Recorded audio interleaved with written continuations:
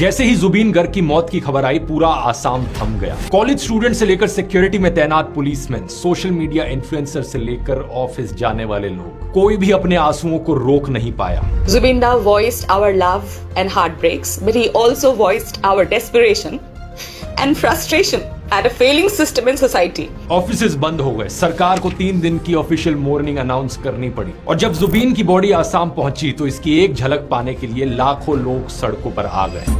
और फिर 23 सितंबर को इनके अंतिम संस्कार में भारत के इतिहास में रिकॉर्ड ब्रेकिंग भीड़ देखने को मिली। इतनी संख्या में लोग आए थे, किसी ने ये एक्सपेक्ट नहीं किया। अगर आप आसाम से नहीं हैं तो आपके मन में सवाल उठेगा, क्यों? आखिर एक सिंगर की मौत पर पूरा राज्य क्यों ठहर गया? इसका जवाब है दोस्तों, क्योंकि जुबीन सिर्फ एक सिंगर नहीं थे।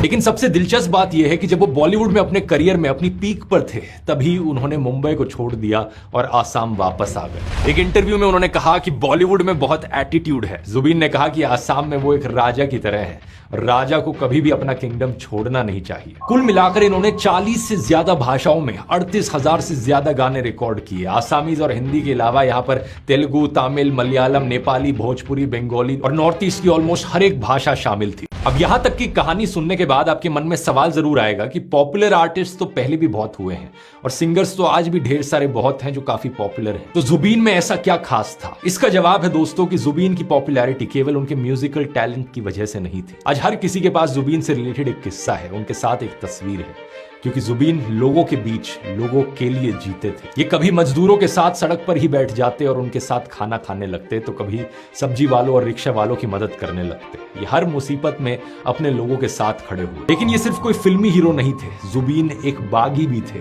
एक रेबल जो पावर में रहने वालों से हमेशा सवाल करते, चाहे वो पॉलिटिकल हो या रिलीजियस। आप में इतनी बिटरनेस क्यों है? Because I'm a rebel, I'm a fighter. I'm always a fighter. I'm not a politician, I'm a fighter. ये क्यूबा के मार्क्सिस्ट रेवोल्यूशनरी चे गुएवारा से बहुत इंस्पायर्ड थे। रेबल किससे?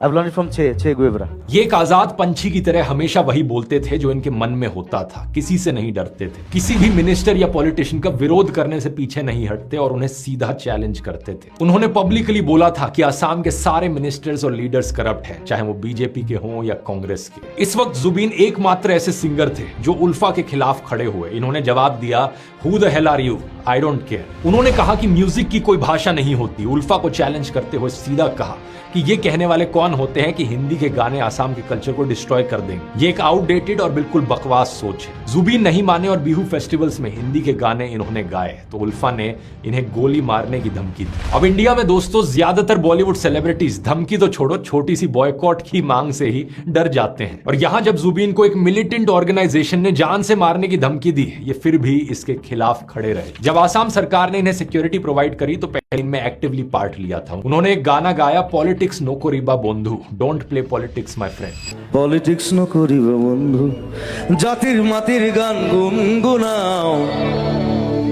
पॉलिटिक्स नो करिबा बंधु। ये आसाम में एंटी सीए प्रोटेस्ट का एंथम सॉन्ग बन गया। इसके अलावा इन्होंने सीए के खिलाफ रैलीज भी निकाली, लोगों में डिवीजन को रोकने के लिए और प्रोटेस्टर्स की आवाज को एम्पलीफाई करने के लिए। हर जाति, धर्म, क्लास के लोग उन्हें विदाई देने के लिए साथ आए, क्योंकि जुबीन सबके थे, एक सच्चे जन कलाकार।